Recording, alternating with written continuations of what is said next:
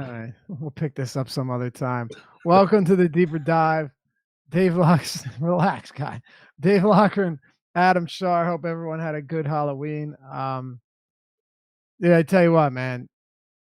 Josh and I, Adam, we did the process show, and some people weren't extremely happy about the whole Derrick Rose thing, and then you had people taking victory laps on it, and I'm honestly all rosed out when it comes to this.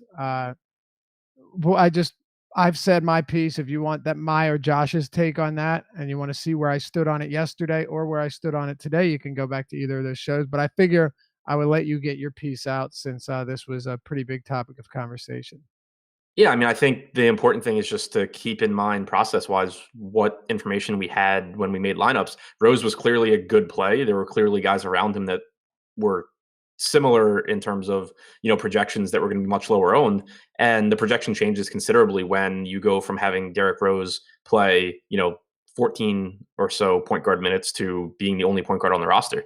It obviously does make him a better play. Not to say that he wasn't a good play originally. I just think that the whole, like, if he's 40% owned in the role we thought he was going to be in, then I think that it was very reasonable in tournaments to be underweight and make pivots. If we knew that, Tyus Jones was also out and he's the only point guard, then 40% seems low. So, yeah, I mean, that's obviously nobody, even if you did know that he was going to be the only point guard on the roster, nobody's expecting him to score 50 actual points. But the fact is just that the situation changed entirely after that game started. Yeah. What was it? 2 minutes? 2 minutes after that game locked that he was ruled out. Yep. Yep. One of those weeks. Welcome to everyone that we've got today. Emmanuel, Kicks Good, Milan, Kyle, Kem, and a bunch more that I'm not reading names off. But we got Pokemon Emporium in the house, Adam. What do you think? You're sounding like the host of what's that app with the trivia app, like Trivia HQ? He just starts Yes. putting off names and like wishing people happy birthday and shit. It's brutal. There are a few guys like the crypto space. Like I say used to, but like I mean, I still invest and I still follow it, but it's not really, it's not in a great spot. I would watch some videos of guys that were actually like decent, and they would sit there and they would just read the chat the whole time. So they weren't decent anymore. Malone, Rose was easy pick. Thanks, Eddie. All right, there. Let's get it started. Adam, well, let's jump right into it. Denver and Cleveland. Denver playing the second of a back-to-back. You have a bunch of these guys played monster minutes yesterday. They're 4.5-point favorites, 217.5 total. They're traveling to Cleveland. I'll start on the Denver side of the ball. What you got? Really good matchup for them. Obviously, the only real concern is price tags, because they are all relatively expensive on DraftKings, and you do have a lot of really good plays in that like $7,000 range where you have Jamal Murray and Gary Harris priced. So I like both of those guys a lot. Not sure how much I can really get there. You also have the same issue, I think, with Nikola Jokic, who, coming off a monster game in overtime last night, put up 60 fantasy points, now has another favorable matchup against Cleveland, but he is, at least on DraftKings, he's $200 cheaper than Joel Embiid is. And I love the spot for Embiid. We'll talk about that more. So it kind of makes it tough. I don't know exactly how much I'll have of him, but I mean, I really like the spot. Price-wise, one guy that does stand out for me is Monte Morris at 3,900. He's still playing basically that combo guard role where he's really taken over kind of the Will Barton bench role, where he's playing alongside Jamal Murray. He's also getting the backup point guard minutes. I have him projected for 26 minutes right now. I think that's a very reasonable price tag for him. And then also Malik Beasley is basically taken over the Juancho Hernan-Gomez role, backing up Torrey Craig. He got about 26 minutes yesterday. He's really cheap. If you're max entering and need guys, to fill out a roster, there's certainly upside in a great matchup for those guys. Yeah, something that was interesting that Josh and I discussed this morning was closing that game out was Jamal Murray, Malik Beasley, Paul Millsap, Nikola Jokic, and Gary Harris. But you had Monte Morris, who played a decent amount of minutes, or Monty Morris, and Torrey Craig. Well, you just basically broke that down. But Beasley has played, when you look at the minutes, this guy has played 30 minutes in back-to-back, 31 minutes in back-to-back games now. and both of those games were competitive. The problem is we don't necessarily. You're like, from what we can gather from that, you're 100% right. Like, that's the deal. That this is what we're getting from him. He should see those type of minutes, but he wasn't really playing much before Barton got hurt, and then just went from like 11 minutes to 31 minutes out of nowhere. But the second of a back-to-back, young guy, you would expect this to continue tonight. I guess the question is, can he give us more than, like, I don't know, 15 fantasy points? Right. Yeah. I mean, the production is obviously going to be an issue, but cheap minutes for guys that have some talent against a Cleveland team that doesn't play defense. I'm pretty interested, especially because it's not like these guys will garner ownership in tournaments. That's a Exactly, big and he's thing. real cheap. Right. Yeah. I mean, that's a big thing for me in tournaments when you're taking on fringe plays like this. Is I don't want to be joining 20% of the field on some shitty play that probably won't work out. But if nobody's going to play him and he does have a ceiling for cheap, then by all means. And that's kind of my thought process too with Plumlee, who he's obviously stuck behind Jokic minutes wise. But I made sure I got him in about 5% of my lineups yesterday. He was 1% owned. I plan on probably doing the same again tonight, just because he's such a productive player on a permanent basis. All it takes is a blowout, Jokic to get in foul trouble, anything really for Plumlee to get a few extra minutes, and he becomes a really good value play, specifically on DraftKings where he's power forward eligible. So I feel similarly about him as I do Beasley and Morris, even though obviously Morris and Beasley are in line for more minutes. I don't Dude, I don't know how that my phone number was gotten, but I keep getting this call. Like, I'm getting these calls very often lately of people like trying to sell you this or that. And today it was, "Hey, we have good news. It's possible that we can get you brand new medical braces absolutely free through Medicaid." They must, I don't know if they think I'm 80 or whatever. Right. Yeah. You don't seem like the target market for that. No, yesterday maybe. They call me 5 times today, and it jacks up the AirPods. So my apologies if I missed anything there. It's absolutely ridiculous here. You just missed me So rambling about shitty pod plays. All right, fair enough. Jokic played 33 minutes, closed the game out, but I think Mike Malone the whole time was kind of ready for the back-to-back, in the sense of, like, he not for an overtime game, but limiting Jokic's minutes a little bit because of the second game of the back-to-back here. So it's not like he's coming off a 40-minute game. Yeah. I mean, he only played 15 first half minutes. He basically was on pace to play 30. He lost like 2 minutes at the end of the first half, but he was basically on pace to play 30 if that game didn't go to overtime.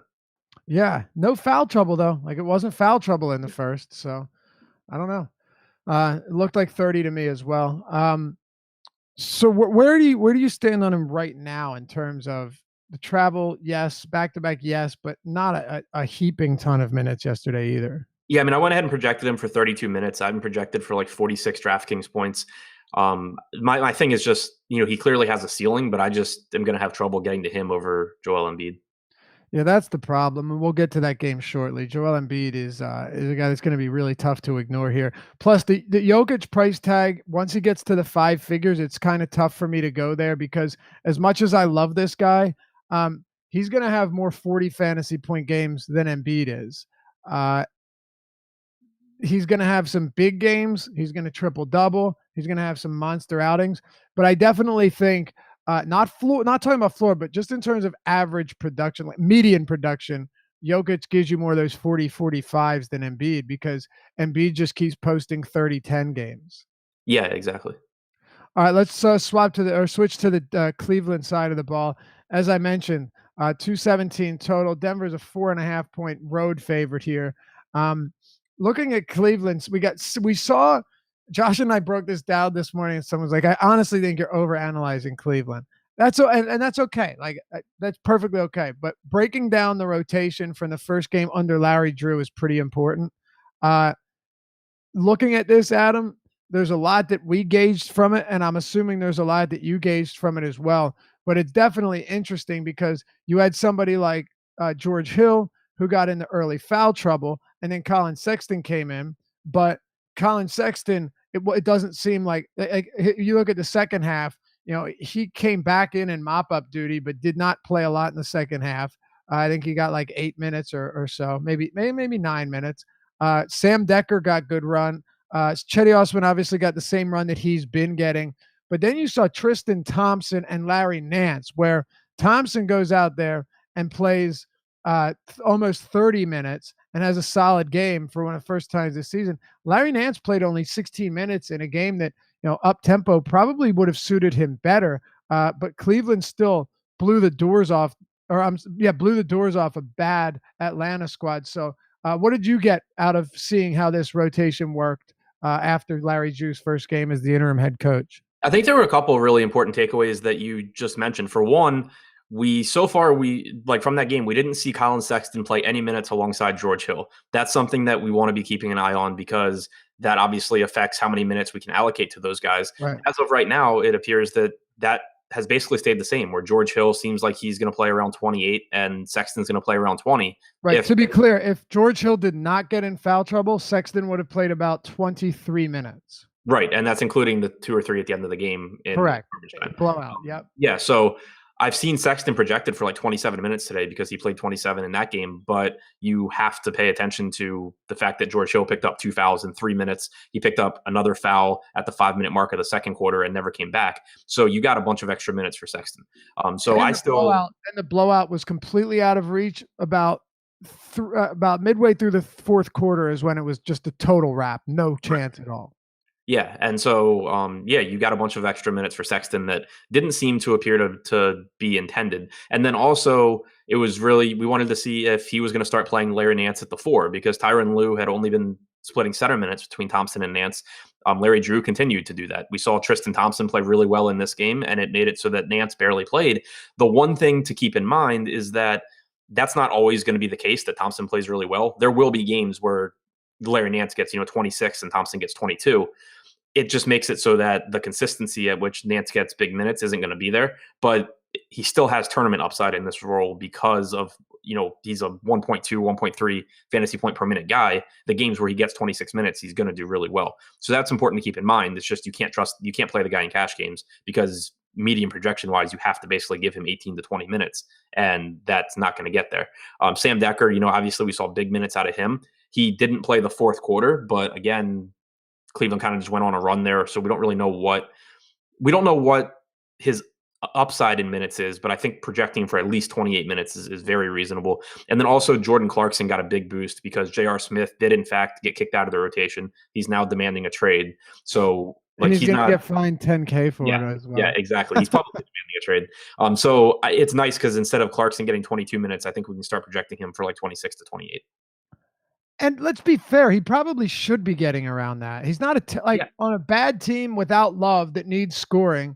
It's not like J.R. Smith is giving you excellent defensive numbers. Like Jordan Clarkson should be getting minutes. The problem with Clarkson is he needs like 20 real points to give you anything viable. Right. But yeah, this game is I think a little less appealing than it is on the surface. Chetty, pretty much, that you're getting 30 plus from him. If it stays close, you're probably getting around 34, 35 from him. I don't think he's a terrible play at 5,500, but outside of that, I still think some of the rotations are tough to gauge.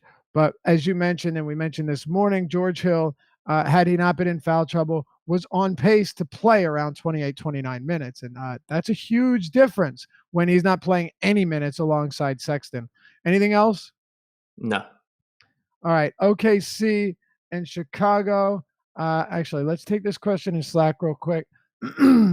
Wise guy, we'll get to that in the next game because we are going to get to the Sixers game in just a second, sir. So if we get there, go ahead and just paste that again and I'll get to it. So I see it when we get to the game and I'll answer it right away. If you guys want, when we get to these games, drop the questions relevant to those games. It'll make life easier for us so we can kind of move along smoothly. All right. Let's talk about OKC and Charlotte. This game, 1.5 point spread, predicting overtime, 230 point total. Charlotte's only a 1.5 point favorite here. But it's funny, Adam, you look on DraftKings, Paul George is past the 9K threshold, uh, and Russell Westbrook is still at 10.7. Meanwhile, on FanDuel, Westbrook's 12,000 flat, and Paul George is also above 9K at 93. But clearly a tough Paul George, clearly a tough fit on DraftKings, and not the greatest matchup against Charlotte on the road. Yeah, I think Westbrook is really site dependent. I mentioned it in the deep dive article today that where he's priced up on FanDuel and it's a point guard position that does have a strong mid range today, it makes it it makes it so I'm probably not I wouldn't prioritize him as much. But on DraftKings, he's only 10,700. I think that's a really, really nice price tag. It's also obviously easier you can fit, at least 3 point guards on DraftKings, possibly more depending on who we're talking about. So that makes the opportunity cost a little bit lower as well. So I like Westbrook a lot. We haven't seen a real monster game from him yet this year, but there's no reason to think that we're not going to moving forward. He's still got, a monster usage rate, has getting a ton of assists, getting a ton of rebounds. It's the same player. We're projecting him for about 36 minutes. So there's nothing, not to like from the opportunity standpoint. It is a relatively difficult matchup here. It's a pace down game against Charlotte. Charlotte also has allowed the second fewest points per possession in transition this season. Westbrook ranked second in the entire NBA in transition possessions per game. So not a spot where we expect him to necessarily be overly efficient. And then it's also a pace down game. Both of those things I think are concerning. But when you talk about the DraftKings price tag, it's still just too cheap for the upside that he brings. Agreed. Thanks for everybody in chat supporting us as well. Hit us with a like. We appreciate each and every one of the viewers here. I'm sure we'll get some downvotes because of Derrick Rose and Tyus Jones being late scratched and Derrick Rose being inserted into the starting lineup after lock. But you know what? That's something we'll all have to live with. And you know what? If you play Rose and it worked out for you, that is fantastic. I'm actually very happy. And if not, you know what? Basketball sucks sometimes, man. And decisions are made. So I understand some people are still salty about that, Adam, but you know what? You take a stand or you don't. And we move on. Anything else on the Oklahoma City side, though? You talked about Westbrook. Center's been pretty deep all year long. We're going to get to Joel Embiid in the next game. Steven Adams has done a great job of playing up in pace with this OKC team this year. I mean, they're playing at a top 10 pace. Last I looked, it might have even been at a top 5 pace. Yeah, they're fifth right now. They're playing at the 5th fastest pace, and he looks really good out there. The Samurai Warrior looks really good, picking up boards. He's even, even getting a few dishes underneath the basket. His point totals have been solid. He's doubled in all but one game, and that was against Boston. But now you're seeing his price tag creep up above 7K on DraftKings, 7,500, actually the third highest price center on FanDuel. Does make it a little bit more difficult. It's at a position that's been stacked almost every night. Yeah, I mean that's the main issue. I have him projected to do perfectly fine in this matchup. For his price tag, it's just that he doesn't stand out as a great play at that price. There are plenty of other centers to go to, so purely a secondary option for me, just like Paul George is. Yeah, exactly. I think you could have a pretty solid game here, though. But I don't fall in love with someone like Adams when he's at that price, because we do have a decent amount of value, or at least in terms of mid-range guys that are cheaper and have virtually the same, if not higher, upside. Anything else on OKC? No. Okay. We'll talk about Charlotte here. We talked about it this morning, and I keep going back to that because there are a few things that have been cleared up throughout the day and a few that haven't. We spent a little bit of time discussing, what the defensive assignment on Kemba Walker will look like, and thought that, because there is no Andre Roberson, who's clearly their most elite defender and makes the team significantly better when he's on the floor and defense way worse when they're off. Kemba Walker, you think he sees a bunch of Paul George? I don't know. I hadn't really thought about it. I don't have it as a great matchup for Kemba just because Oklahoma City has actually been very good defensively this year, which has been surprising, even though Roberson's out. But one thing that is working in his favor is even though Oklahoma City's been good defensively, they've allowed the 11th most points per possession to pick and roll ball handlers this season. It's obviously a huge pace up game. Kemba leads the entire NBA with 16.8 pick and roll possessions per game. Over 4 more pick and roll possessions than Oladipo, who ranks second. And Walker's also in the 94th percentile in efficiency with 1.2 points per possession. So pick and roll defense has kind of been a weakness for Oklahoma City, even though they've been really good defensively overall. So I do think it's a good spot for Kemba. I agree. Marcus says if you're playing Adams, then you have to play Westbrook. I actually I won't say you have to, but there is a true correlation there. There have been seasons where Westbrook has assisted on like 70, 65, 70% of all of Adams' assisted made field goals, which is a crazy number. There aren't many other teams that look like that. Before Chris Paul came along, James Harden and Clint Capella had very similar numbers.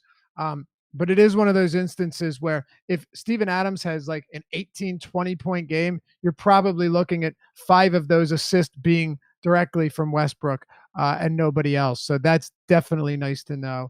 I don't think it's necessary, but if you are going to do so, I don't think that's a bad call whatsoever.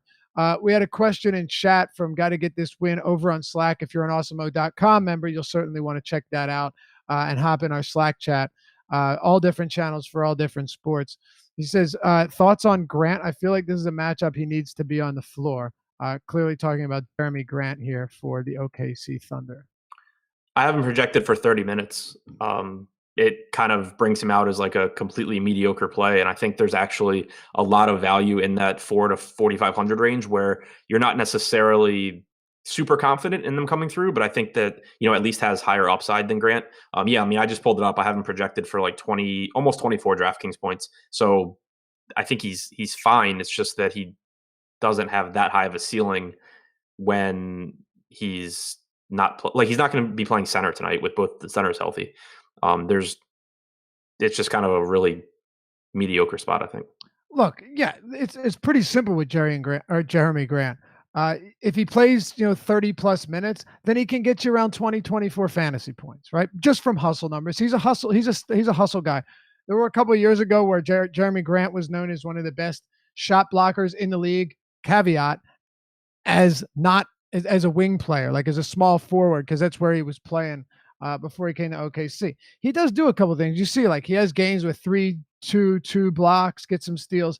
He can put up some decent numbers, but you're never going to get big games from him. With Jerami Grant, you're pretty much hoping for, you'd agree, 20, 24 fantasy points, even across that amount of time. Yeah. Back to the Charlotte side, though. You have a bunch of just cheap guys on this roster. Like, you have your Malik Monk, you have your Jeremy Lamb, who lost minutes last time out. We can get into that in a second. Then you have your Bridges and such, who went from playing big minutes and down as expected. Maybe not 16 minutes, definitely not 16 minutes, but he saw a bit of a decrease or a cut in half of minutes there. Probably put him around 20 tonight. Any thoughts on these cheap guys here? Because OK's defense, even though they don't have Roberson, they're still not terrible. Yeah, they've been good this year. I have some interest in tournaments just because of the upside for guys. We haven't really seen a very consistent rotation amongst all these cheap guys, but Jeremy Lamb, I think if you project him for 26 to 28 minutes, which I think is the correct projection. It just shouldn't come with a ton of confidence because he's subject to Malik Monk playing well. He's subject to Tony Parker playing well. Now that Parker is playing minutes alongside Kemba Walker. So they're very volatile minutes, but the price tag down to 4,400 on him on DraftKings, 5,400 on FanDuel. I'm not particularly interested, but 44 on DraftKings, I think certainly deserves consideration. Right now, we have him projected as one of the highest owned shooting guards. I'm not sure that'll continue just because the game logs haven't been there, but if he's really popular, I'll want to be underweight just because of the volatility. If he's not popular, he's the kind of guy that I like to play in tournaments. The same thing kind of goes for Marvin Williams. Like he's ranging anywhere from low to high 20s in minutes. He's down to 3,900 and he's always 1% owned. So having those guys sprinkled, if you're a max entry guy, having those guys sprinkled in, I think makes sense. If you're playing 3 max tournaments, they're kind of unnecessary with the exception maybe of Lamb. All right, let's keep it going then. So much going on in chat right now, and I can't wait to get to this Lou Williams and Sacramento Kings conversation. This is going to be a whole lot of fun. But before we do that, or before we get to the Kings conversation, let's talk a little bit about Sweet Lou and the Philadelphia 76ers. I'm going to flip it on its head, and we're going to start with the Clippers because Lou Williams is a topic of conversation in chat right now. The interesting thing about Lou Williams to me is you look at his game logs and you say, if you're a game, if you're a box score whore, then you're somebody that isn't really caring about anything else. You're looking at it and say, well, he hasn't given me 30 fantasy points. He hasn't done this, perusing the numbers like, okay, well, Lou Williams still kind of pricey. There's not much I love about him. The couple of things I do like about Lou Williams, though, is that if this game stays tight and Lou Williams is actually shooting well, which we've seen a couple times this year, but notice neither of those games were competitive, right? You look at so many of these games that were just not that were blowouts. It's tough to gauge, but I think it's fair to say we put him around 26 minutes. He still has a 30% usage rate this season. I mean, if you take all of the players in basketball that are playing, we'll say 20 plus minutes a game, Lou Williams is still top 20 in usage in the entire league. So that to me is something noteworthy here, coming back to his old town in Philly. Not that that matters much. I just like to say it, but you're still talking about a guy, Adam, that has 30% usage rate. And that needs to be talked about. Yeah, for sure. And one thing that also plays to his benefit is we've seen him on the floor to close more often lately. He has been closing at the three, really, like alongside Bradley and whichever the point guards is out there. You've had Harris at the four, Gallo at the five at times. So that's kind of increased his minute potential. For a while this season, we saw him really just sort of capped at around 24, 25 minutes, unless someone got in foul trouble or something weird happened. But now that they've kind of switched what they're doing with their closing lineups, it's easier to project, like a 28-minute ceiling from Lou, which is really nice. Like the usage is there, like you said, he leads the team in usage, and there's going to be games this season where he just blows up. So yeah, I do think that he's a very interesting tournament option at 5,500. Again, no real need to go there in cash games at all, but certainly has a ceiling here. And also consider this. You look at the guys that play point guard for the Clippers. You have Patrick Beverly and you have Gilgeous-Alexander. Lou Williams can run the point. He can initiate the offense. Like if he's playing well, you're going to see quite a bit of that. Just because it hasn't happened this season doesn't mean that it's not possible. And it's funny too, because Gallinari's actually healthy. This team is actually healthy and he still has 30% usage. So look, you're not going out there and playing 100% Lou Will. As you mentioned, you're not playing him in cash. But if you're looking for an edge and a leverage guy, especially, let's flip the page, especially if you're the people asking the question, and we got this question from a bunch of people, particularly, who was it here? Wise guy, can I play Ben and Embiid in the same lineup? He's asking about FanDuel. We can talk about both, but can I play Simmons and Embiid in the same lineup? Well, if that's the case, I'm looking to run it back somewhere, and I think Lou Williams is a good spot to do that. Before we get to those guys, anything else for the Clippers that you want to talk about?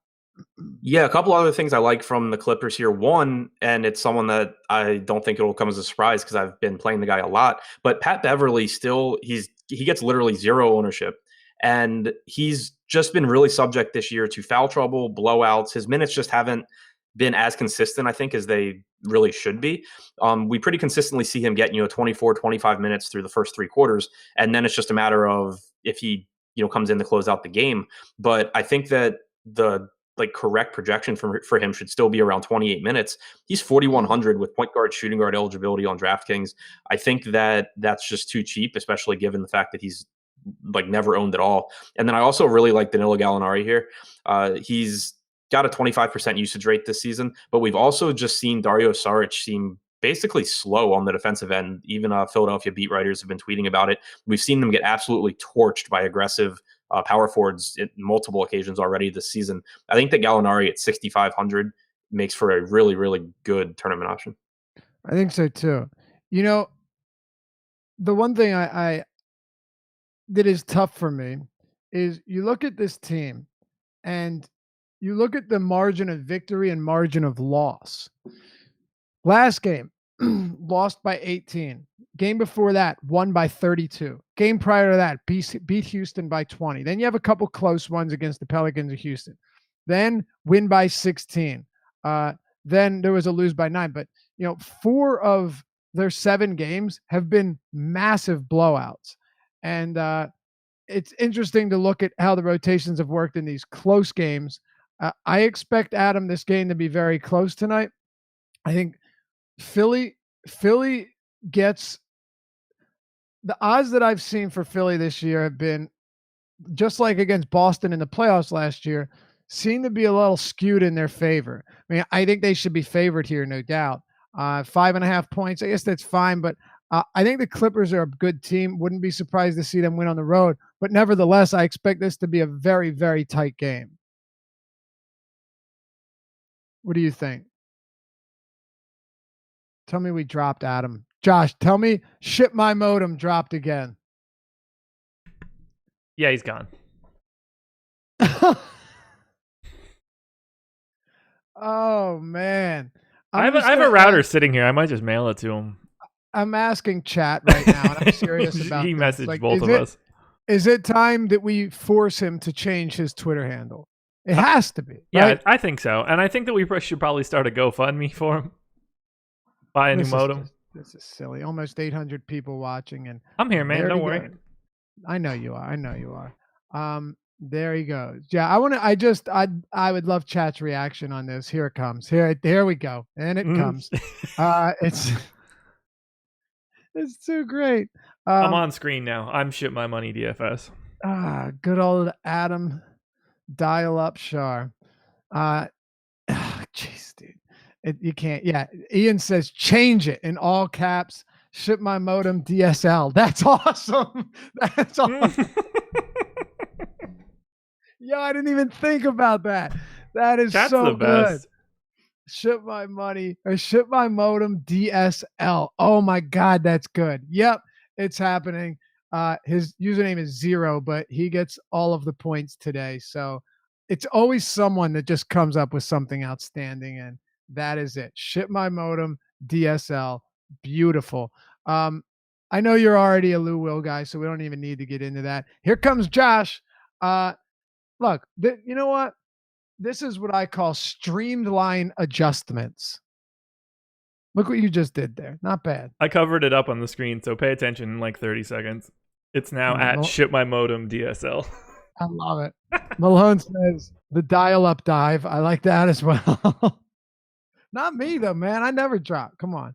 We should make the intro music to this just the sound of a 56K modem connecting. Yes, when you answer the phone and someone was online. Yeah. Yep. Oh God. Anyone has any ideas, throw them in chat. I'm open to anything. I'm just assuming somebody called Adam's house and it kicked him off the internet. Right. Kenneth Nixon, if he changes his name on Twitter, he loses verification. Good thing is he's not verified, so who cares? Yeah. Adam can't afford another hoodie, so I doubt he can get better internet. This is the Awesemo.com roast of Adam Sharp today. Every time he drops. We don't have so much time though, so let's keep going here. Okay.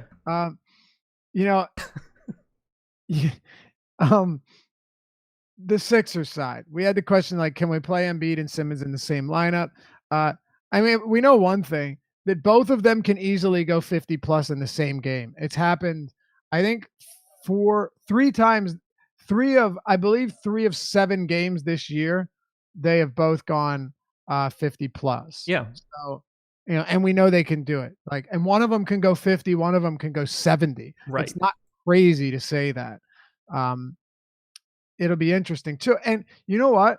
You're going to have some good defense, perimeter defense on JJ Redick too. Like, you could either see Bev or Bradley on him for long stretches. Which I don't expect him to get the greatest shots. I think he's cheap enough, talking about Redick, where like, yeah, you could say, okay, Redick's discounted and this should be a fast-paced, close game. Not hating. What I'm saying though is he could see a tough time getting up good looks, even though they're going to have to chase him around because no one's better at shooting as they're falling on their face and draining shots. But give me your thoughts on the combination of Embiid and Simmons. Yeah, I mean, I'm going to have a lot of it because I'm going to have close to 65-ish% of both of those guys. So I'm naturally going to have a decent amount of overlap, and I'm fine with it. It's a 6-game slate. If it were a 12-game slate, I'd probably have a different take. But there comes a point where like you have to play guys from the same team, generally speaking. And I'm going to do that here. They have some of the higher ceilings of anybody on the entire slate, and I've got plenty of money to go around. So for me, and again, this is FanDuel, so I'm generally punting one of the positions and getting additional cash to spend. I have no issue with it. I'll have less now than I was thinking I would have earlier this morning in terms of overlap, but I'm still just absolutely mashing both guys. For sure. Totally. Zach Jameson, the only thing with a higher block rate than JaVale McGee this season is Adam's router. Adam Dorn, Embiid versus Westy on DraftKings, Laffy. Well, we can both answer this one because I think that's a really valid question. They're very you can play them both at utility. So this is a question that needs to be answered. They're only $400 apart. God, it scares me to say that I like Embiid more. I do think Westbrook's floor is higher, but and I think probably agree on that. But this is a really tough one for me, Josh. It's really tough. I would let how much I liked Ben Simmons dictate that answer. If it was a lot, then I would go to Westbrook. If it was not a lot, then I would go to Embiid. For sure. Because I'll put it to you this. I'll be honest with you. I always feel a little bit safer with Westbrook. That's just I always feel safer having Westbrook at sub 11K in my lineup. I just do. I'll say this. Westbrook has the highest raw projection for me right now on DK. Right. And he probably should. Look, against Boston, 5 for 20, 43 fantasy points, really difficult matchup.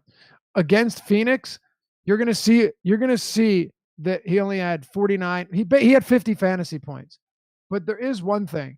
That game was the one where they were blowing them out. They were up by 26 points. And he came back for like 4 minutes in the fourth quarter because it looked a little bit dicey.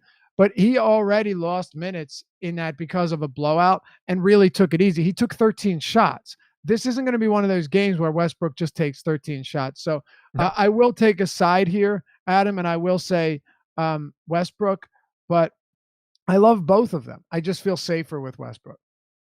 I do too. I mean, Embiid's matchup is fantastic. There's just not a great... Right. I like this... I don't mind Gortat as just a basketball player, and Harrell's great, but he's not built to slow down Joel Embiid. Joseph Bolopos says he's essentially saying, "Ship my money is the Amari Cooper of internet. Just drops every connection, drops as much as Amari Cooper drops passes. It's Amari with an I though."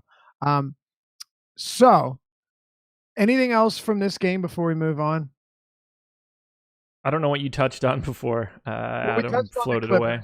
We touched on the Clippers. I mean, I heard the Lou Will spot. Clearly, I'm crushing Lou Will. That should be no shock. No, I don't think there's anything else here. I think Simmons is in a spot where, again, not a narrative guy, but he was not happy with his performance, as he should not have been. It was pathetic. 11 turnovers. It's fun. He was still he almost quad doubled.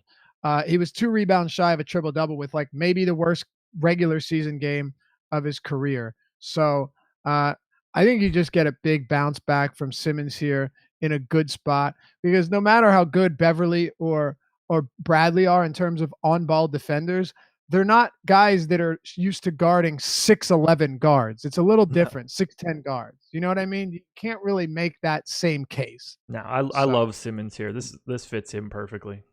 It really does. Let's have some fun with this next game.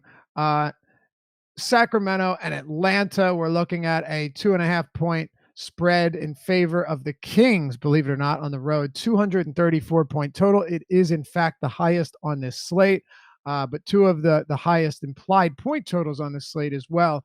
I want to be, because Adam dropped, we obviously running a bit short on time. At Atlanta, Trae Young, the price point on FanDuel. Just quickly explain what you did this morning in terms of how you viewed that based on the comparatively priced to other guys at the position. Wait, what? So remember you were talking about Trae Young and how... Yeah. Gotcha. Yeah, just comparatively at the position, he's kind of like in a very strange spot. Yeah, so Trae Young on FanDuel is 7,300. The next closest guy that I have projected within that gets projected more than 15 minutes for today. So like relevant people is George Hill at 5,100. So there's no one below Trae Young without spending $2,200 less.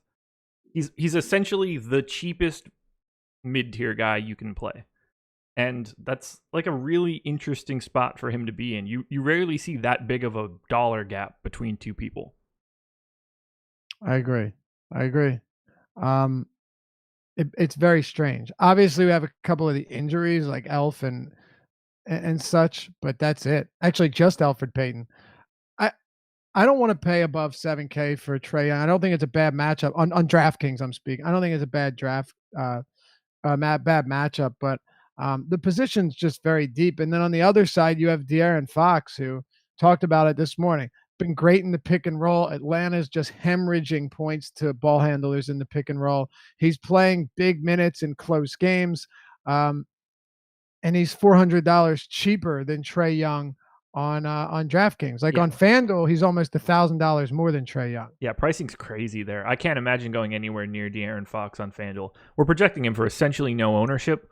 So if you want to pay up to be contrarian, it's a great spot because Atlanta's dreadful and Trae Young is not going to defend anyone.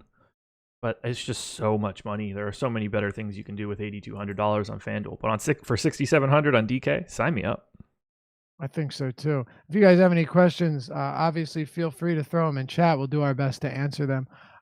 Prince and Young, we had to get to them anyway. We talked about Trae. Let's talk about Prince here. Price point disparity here. Prince 6,900 on FanDuel, over Nice. on DraftKings 6,900 as well. What are your thoughts on the 3-point reliant? And I mean that because him and Kent Bazemore both very reliant on the 3-pointer. Let's group both of these guys in together. Bazemore 6K on DraftKings, 69 on FanDuel. Yeah, Bazemore's a guy that I rarely get to, and I'm fine with that. I'll miss the one out of every 20 games where Bazemore goes bananas, and I'll just be happy that I don't have him on the other 19. For sure. So I don't really have not a guy him here. that kills you very often, is what you're saying. No, I'll take my chances. For Prince, I think he's only really viable on FanDuel. He's 6,900 on both sites. If we were using his DraftKings price like it were accurate, he'd be like 8,000 something on FanDuel, and you would think it was crazy. So the opposite is here in play here. So I have like 10% Prince right now. I'm pretty happy with that number. All right. Roop on Slack says, who do you think the best point guard is to start on FanDuel? You got Westy at 12,000, Simmons at 9,800. We haven't talked about Dame yet. He's 96.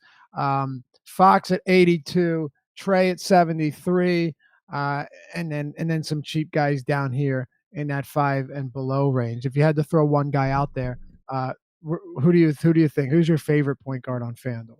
I have more Ben Simmons than I have the other guys, but okay. I have like 2/3 of Ben Simmons compared for like Westbrook and Lillard. So like 65% Simmons, 40% the other guys. Yep, that is definitely a decent price point for him. By the way, Jeremy Savage mentions that when Prince starts poorly, they give him less minutes. That's not necessarily true. If you look at all of the games he started poorly, they've been blown out, right? Literally everyone. And a couple of them he played okay in and still got minutes. But you look at those games where he shot poorly, they got crushed in every game. So I think that has more to do with it than his personal performance. Although I don't think Bembry is the craziest play at 4,000 flat. In competitive games, he's played a lot more minutes than in blowouts. So we've seen him get up to 30 minutes and over in games that have actually been competitive. So that is interesting. Ship My Modem DSL is back, just FYI. Oh, dude, this needs to stop. Yeah. So I'm just joking. No, I ordered a portable router while I was waiting for my internet to reload. Anyway, I assumed you used cellular data for that one. Yeah. I can't remember who it was, but he fixed the name. Ship My Modem DSL. Perfect. Anyway, we're on this Atlanta-Sacramento game. We really don't have a ton of time. I can't imagine we'll spend much time on Milwaukee and Boston, but I do want to get to our top positions too. So Josh and I basically saying Trae Young better on FanDuel than he is on DraftKings, where he's still above 7K. Why don't you give me your Atlanta rundown, and then we're going to get to Sacramento here because this is where it gets juicy. Yeah, I like Atlanta in tournaments. I don't trust them in cash games. They just have too many bodies. You have Alex Poitras back as well. So there's just so many bodies that can cut into minutes of guys like Prince and Bazemore and anyone. But that's not to take away from their ceiling. Like Prince still has a really high ceiling. So does Bazemore. So those guys. So does Dedmon at that price. Yeah, honestly. yeah. I was gonna say Dedmon. I love. This I is love actually him too. Yeah, he was in foul trouble in that game against Cleveland. So don't take too much out of his minutes there. But also, this is a huge Sacramento front court, and they will play Dedmon at the 4. He got some time at the 4 against Philadelphia to match up with their Muscala and I think it was Embiid lineup. So I have him projected to play around 4 or 5 minutes at power forward in addition to his center minutes today. So I really do like Dedmon a lot. Yeah, me too. Again, I've really tried to pay close attention to the blowouts with this Hawks team, Adam, because they've been involved in a ton of blowouts, and it makes quite a bit of difference, you know. So I think Dedmon, if this game stays close, and right now you're looking at it, you'd expect it to stay close. You know, I think it's fair in a competitive game if he doesn't get in foul trouble. That has been an issue for him at times. He probably gets 25 plus. Yeah, exactly. I've been projected for 28 right now. Right. I had him around 26, but I'm perfectly fine with 28. I think right around 26, 28 makes sense. Let's talk about the Kings. And we got to reference price tags on both sides because Fox is 67 on DraftKings. I talked about it while you were off. Just been great, or not great, but very active in the pick and roll this year. Atlanta's been crushed in the pick and roll. That's no surprise. Trae Young isn't exactly crushing it defensively. And then you have Buddy Hield, 6,400 on DraftKings. Now on FanDuel, Hield is 8K and De'Aaron Fox is 8,200. So you are looking at a big disparity in pricing from site to site. What do you make of this backcourt? Yeah, so I mean, obviously, I like them both. I like Fox more than I like Hield because for the reasons you said. You know, Fox, he has a monster assist percentage this year. He's getting a ton of usage. He's third in the NBA in pick and roll possessions per game. And Atlanta, while they have been decent defensively overall, they really have struggled to defend the pick and roll. So I like Fox a lot. Hield, the minutes are there. He's obviously been very productive. I mentioned in the deep dive article today that he is out shooting his numbers from last year by a pretty wide margin. And obviously it's very possible that he improved, but it's also very unlikely that he's going to, jump 8 or 9 percentage points in true shooting percentage this year. So I do think that he comes back to earth as far as productivity goes, at least to some stretch, but it's still a guy that I expect to play around 36 minutes.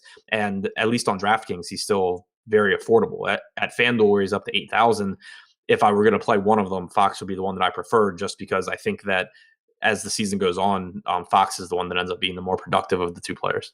Yeah, just based on his ability to put up numbers elsewhere. I don't expect him to keep having games with like 7, 8 rebounds, but he is very active. He is someone that's going to dish out a decent amount of assists. And, it's important initiating offense, bringing the ball up, being the ball handler in the half court. Like those things, Adam, a lot of times you'll just fall into fantasy points like a Ben Simmons does. Not comparing the two at all, but you know what I mean. Yeah, absolutely. Any interest in the front court? Willie Cauley-Stein's off to a great start this season. We're seeing great numbers from him. He's going up against Alex Len and Dwayne Dedmon. Meanwhile, Bjelica's also been solid. I feel like the all-value team of 2018 so far from a fantasy standpoint truly has been this Sacramento team because Hield and Fox and Willie Cauley-Stein and Bjelica, I mean, if you were to just say on most nights, if you played these guys at their price point, you probably did well with them. It's crazy. Yeah, and I'm perfectly fine going back there in what should be a really fast-paced game here, especially Cauley-Stein. I mean, the guy's playing like 34 minutes in competitive games. He's averaging 1.13 DraftKings points per minute. He's still less than $7,000 on DraftKings, and it's not like it's a bad matchup here against this Atlanta front court. So I plan on going right back to Cauley-Stein here. He's one of the specific reasons why I said Steven Adams was nothing more than a secondary play to me. And then, Bjelica, he's just been really productive. The price tag's starting to get up there, and I think there is more concern with him than with Cauley Stein as far as minutes maybe being a little bit volatile. He is backed up by their top pick this year in Marvin Bagley, so I do worry about that a little bit as he gets more expensive, that there could be games where we see Bagley just eat into his minutes a little bit, but I still think it's a perfectly fine spot for him. I do too. Even on FanDuel at 73, it's tough because you have Embiid there, right? And you have, you don't have much flexibility on FanDuel, but it's not like he's overpriced on FanDuel either. Right. I agree. All right. Let's keep it going. We got 2 more games to get to. I think we can do this one pretty quickly. Let me see if we have any questions. I'll try any other questions. Quickly, Jai asked, Marvin Bagley a huge 20 pick? I guess he's basically saying, is Marvin Bagley worth it in tournaments? I can't find a way to project him for more than 16 minutes as long as Kufis is getting the backup center minutes. All right, let's talk Milwaukee and Boston here, and then we'll close it out with a more interesting game. So we'll try and move briskly. Boston by 2.5, 222-point total. That's actually relatively high here. You kind of know what you're getting. Excellent defense. I think Milwaukee is a very underrated team, but they're beginning to make a case for being one of the better ones. Start with Giannis Antetokounmpo. It is a tough matchup, but he's also a freak of nature. So I'm curious to get your take here.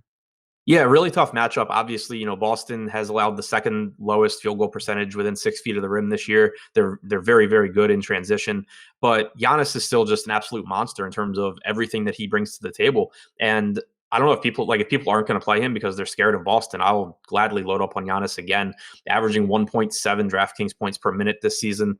Faced Boston 4 times last season. Scored at least 55 points in all 3 games, 55 fantasy points. I mean, he's just matchup proof. He does everything on the floor. So I still think that there's plenty of upside for him at 11,100, where he's on DraftKings where Simmons is the same position for 1,400 less or 1,500 less. I would lean Simmons in cash, but for tournaments, I still absolutely love Giannis, especially with Anthony Davis out as well. Yeah, me too. Look, just like Westbrook, even if it's not the greatest spot, it doesn't mean they're going to smash, but when they're ignored, it just makes them that much more appealing. I mean, how do you not have interest in somebody that's as good as Giannis is with the upside that he has on a night where he's not going to garner much ownership? It's that simple. It really is that simple. Yeah, exactly. And like prices come down $600 on DraftKings. Right. And on DraftKings, you're going to have a lot of the ownership in that price range go to Westbrook at a really deep point guard position, whereas you can roster Giannis at a really weak forward position. Yep. Even on FanDuel, man, Giannis is only $600 more expensive than Embiid, and he's $500 less than Westbrook. So yeah, no doubt. Anything else from this game though? I'd ask you to make it quick though, because I don't think it's anything really that pressing. Secondary plays with Smart, Morris, and Rozier if Brown does miss. All right, and anything from Milwaukee? No. Other than Giannis. Yeah, that's a good Boston defense. Okay, New Orleans, Portland, 229 total here. Portland by 8.5 points. We've got no Anthony. Well, I'm sorry. We've got a doubtful Anthony Davis. Outside of Anthony Davis, Adam, what we have is a doubtful Davis. Julius Randle continues to be listed as probably. I think he played for the New England Patriots. Elfrid Payton is out. Mo Harkless, Darius Miller are both out. Harkless for Portland, Miller. Not that it matters much. He had a couple good games last year, but him for the Pelicans. Let's get started here with the Pelicans. And I'm going to ask you this, and then we're going to fly through it. We had a question from California Cole. He said, taking a look at Randall's game logs, there's been one previous back-to-back since he's been dealing with the plantar fasciitis. He got 5 less minutes this second game. What do you think about today? I didn't even look at the back-to-backs, honestly, and the rotations not the rotations, but the active lineups for the Pelicans have been so different this year that I wouldn't put much into it anyway. Yep. I think that as long as the game stays competitive, Randall, gets his minutes that, we would project him for, 28, 30 minutes with Davis out. Obviously there is blowout risk in this game, but in terms of projecting, guys, in terms of projections, I don't factor that in. So, I like Randall. I like Mirotic a ton. Love Mirotic. Yeah. Etuan Moore should play huge minutes again tonight. He's still really, really cheap. And then, Drew Holiday obviously will be handling the ball a bunch. He has a ton of usage without Peyton or Davis on the floor as well. And he's still very reasonably priced. So, as long as this game stays competitive, you get pretty much all the, best plays on the slate from the New Orleans side.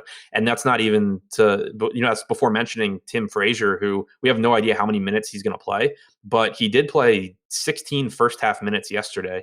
And he is really, really cheap. If you want to buy into narratives, he also is like best friends with Dame Lillard. He's actually been in this spot before, if I remember correctly, and kind of stepped up to play against Dame. So I'll be playing him in tournaments. I'm not going to risk my entire night on it, but I'll certainly have some Frazier. Yeah, Nurkic 5,900 too. By the way, I know he didn't move to that side yet on DraftKings. Whenever he's sub 6K, it's hard not to like him in tournaments. But again, tough position to want to play him because it's deep. Mirotic last year or years before, I would have been like, man, it's great he's small forward eligible on FanDuel, but it's really not because power forward's been one of the weakest positions, Adam. Small forward, Portland side. Go ahead and let's wrap this up. We'll toss it over to our boys, Josh and Eddie, to bring you up to lock. I think Al-Farouq Amino is a really good value play, especially at 4K. Projected own play this morning on our ownership. Yeah, I mean, he's $4,000 on DraftKings. I have him projected for 32 minutes if the game stays competitive. Even if he plays like 28 or 30, he should easily be able to pay off that price tag. He's multi-position eligible on DraftKings. Even 4,900 on FanDuel, I think, is perfectly fine. I like him. Dame and McCollum, I like them both. I think Dame's a better play on FanDuel than DraftKings just because of how pricing is. But perfectly fine for either one of them. And then Nurkic, I'm going right back to him in tournaments. He has averaged about 1.25 fantasy points per minute against the Pelicans going back to last regular season and playoffs. The minutes, of course, are all over the place, which is what we expect from Nurkic, and it's why you can't really trust him in cash games because he doesn't have a floor, but he still has a monster ceiling in tournaments, so I will have plenty of him. All right, there it is. Sorry we couldn't get the positions. Look, when Adam's router comes in, we won't. And I'm not trying to be funny, but like we will be able to cut it a little bit shorter, give you our top positions. I will do this. I did it in Slack yesterday. If you're an Awesome member, we'll give you our top positions in Slack right after this show. Thanks as always for watching. Great luck tonight. This is the Deeper Dive. And hit us with a like. Let's help us get up towards that 200 mark. We'll see you back here tomorrow to close out the week on the Deeper Dive. Stick around. Josh and Eddie coming up live before lock, taking you to 7 p.m. Good luck. See you tomorrow.